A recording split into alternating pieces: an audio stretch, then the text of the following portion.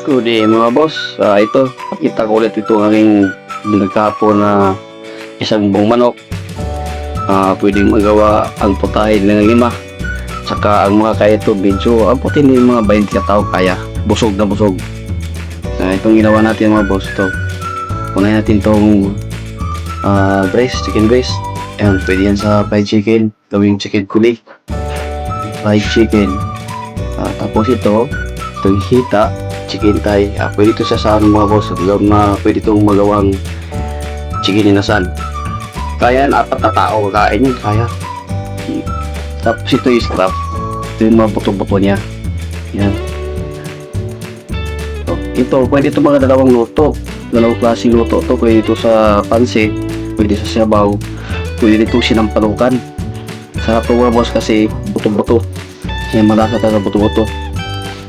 Ito yung chicken wings niya.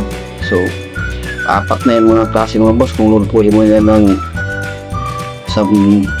fried chicken, adobo, tinola, o sinampalukan, or inihaw, tapos fried chicken. Yan, paborito ng mga bata. Pag ipili yan siya, ihiwa ng mga habang na hiwa. Pabuti ng mga, siguro, 10 hiwa. Ay, kaya yan, 14 hiwa. Kaya. Kaya ito 4 na hiwa to. 4 na tao kaya ito mga boss. Chicken thigh. Pang inasal. Pwede yan sa inasal, inihaw. Kasi ito yung lagi ginagawa ko mga boss. Pag nagbili ako ng manok, ng buo, ako na ang gumagawa ko ng hiwa para maraming luto.